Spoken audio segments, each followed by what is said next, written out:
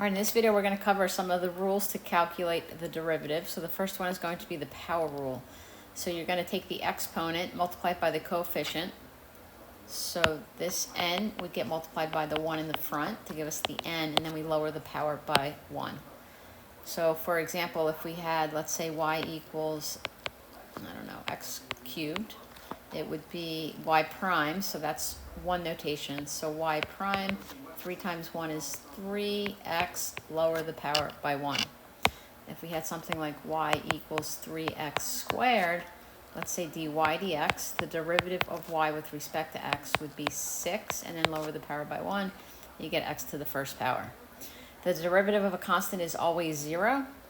So two ways we could look at this. Let's say we had y is equal to 3. Okay, we can assume that it's y equals 3x to the 0 power, so when you bring this down, you get the 0. If we talk about it in the context of what it actually represents, y equals 3 is a horizontal line. So let's say we have this horizontal line. Well, the slope of the horizontal line is equal to 0. Okay, and remember, when we take the derivative, we're finding the slope. Here we have some basic trig. So as we progress through this, I encourage you to memorize all of them.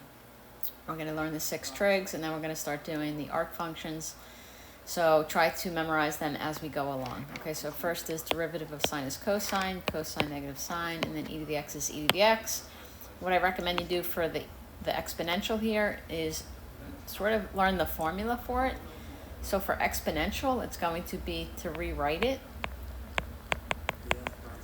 times it by ln of the base, and then the derivative of the exponent.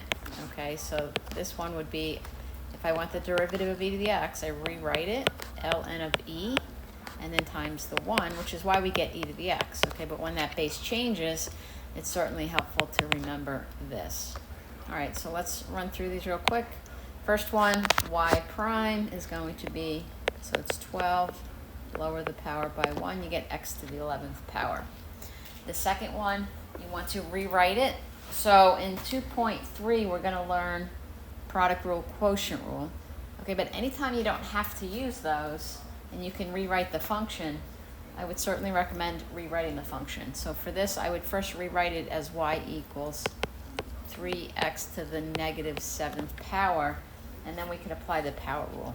So it's going to be, let's do dy dx, and we get negative 21 x to the negative 8th power. You can leave it like that, or you can rewrite it as negative 21 over x to the 8th power. This one we want to rewrite as x to the 1/4 power. So g prime of x would be 1/4 x to the negative 3/4. Again, you can leave it, or we can rewrite it as g prime 1/4 x to the 3/4 power. For the next one, we've got g prime of x is equal to, so there's a 1 here. 1 times 6 is 6, and then lower the power by 1, you get x to the 0 power. So we're just going to get 6, and then this goes to 0, because the derivative of a constant is 0.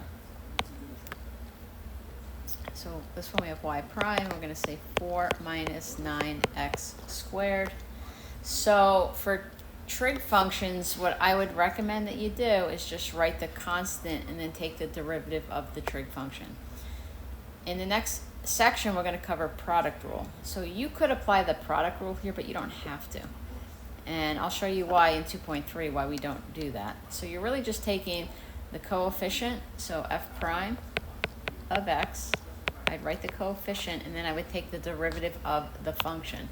So you're going to get negative sine of x. So for f prime here, we get negative 3 sine of x. Now that's different than something like this. If I had 3x times cosine of x, that would require the product rule.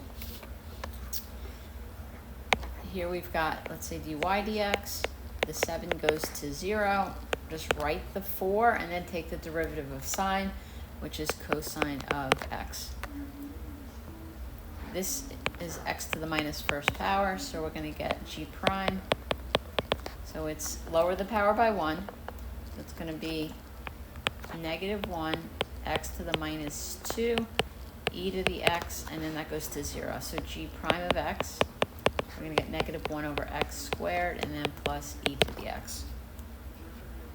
And the same thing with the exponential function here. So since it's just a constant in the front, just write the constant, dy dx, and then it's going to be 3/4. E to the x is just e to the x. Write the 2. So it's plus 2, and then cosine is negative sine of x. So we get dy dx. It's 3/4 e to the x minus 2 sine of x.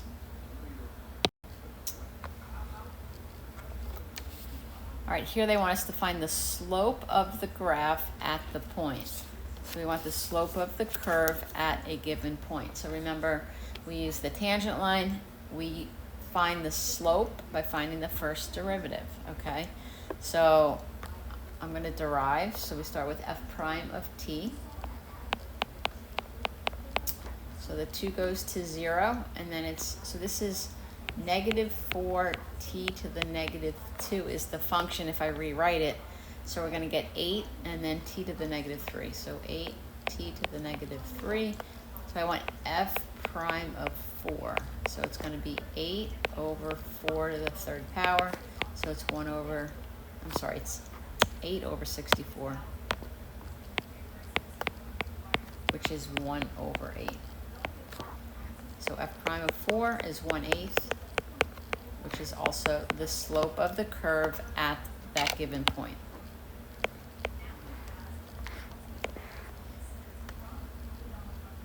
Same thing here, so we have g prime of t. It's got, cosine is negative sine, so I get 2 sine of t. The 5 goes to 0, so we want to do this at pi. So it's negative 2 sine of pi. Sine of pi is 0, so we get 0. So the slope is equal to 0. And then for number 12, we have f prime of x. So you get, again, negative 4e to the x. We're doing this at 1, so f prime of 1 is equal to negative 4 times e. So the slope is negative 4e at that point. Now we want the equation of the tangent line. So the same process, right? For the equation of a tangent line, we're just going to need a point and a slope. So again, we do the slope using the derivative, and then we're just going to plug in the point that they give us.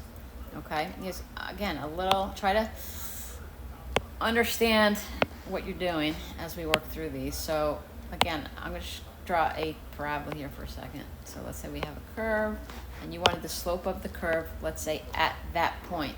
So what we're doing is we're saying that the equation or the slope of this tangent line is the same for the duration of the line. The slope is, if it's 2, it's 2. It's 2 here, it's 2 here. It's 2 the entire duration of it. So because this tangent line is touching the curve at this point, the slope of the curve at this point is the slope of the tangent line at the point. Now we have a point. If we go back to algebra 1, to find the slope of a line, you need 2 points. So since we don't have a second point here, we're using this point and the derivative to find the slope. So I have f prime, so it's going to be 3x squared plus 4x, and we want f prime at negative 1. So 3 minus 4, which gives me negative 1. So that's my slope. So I'm just going to plug in the point because I want it at this particular point. So it's going to be, I'm going to use this point obviously. So y minus 2 equals m, and then x minus 1, or negative 1.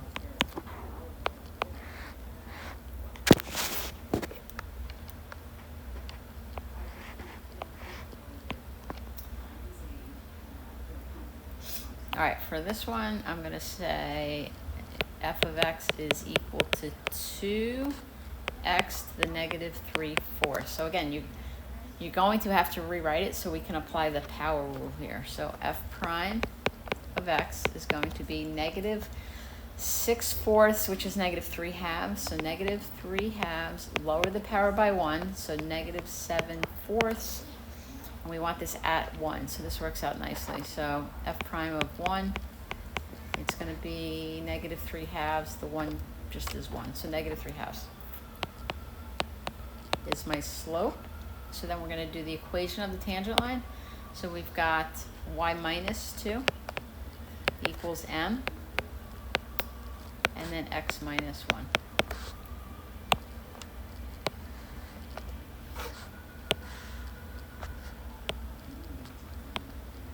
Okay. All right, determine if any at which the function has a horizontal tangent line. So horizontal tangent line would be something like this.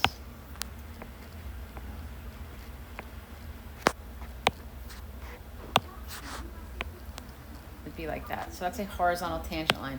We know that the value of the horizontal tangent line is 0, so the slope is equal to 0. So it's asking me, can you find a point where the slope equals 0? Well, you need to find the slope. And remember that the slope is the first derivative. So I'm going to start with deriving this.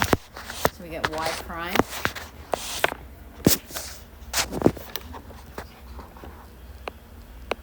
equals 3x squared plus 1. And I want to know when the slope is equal to 0. So 0 equals 3x squared plus 1. I get negative 1/3 is x squared. When you take the root here, it's an imaginary, so there are no points. So there's none. Second one, we've got y prime is 2x. So we want to know when or where there's a horizontal tangent line. So just think of the graph, right? You should be able to graph this. Just a quick little sketch. It's an x squared graph going upwards, shifted up 9 units. So it's going to look like that. Is we know that at the vertex here, there's a horizontal tangent line, right? The slope is 0. So, but let's finish the problem. So I want to know when this is equal to 0. Well, when x equals 0. Well, when x equals 0, what's the y value that corresponds to that? I could plug it in. So we're going to get 0, 9, which we could have sort of deduced just from our knowledge of how to graph a parabola. All right, number 17, we have y prime. So it's going to be 1 plus 4e to the x. I want to know when it's equal to 0. So we're going to get negative 1 equals 4e to the x. So negative 1/4 equals e to the x. And then we could stop here. Exponential function is never going to be equal to a negative value. So we could say there are none. If you wanted to continue with this and you didn't recognize that, you could take the ln of both sides.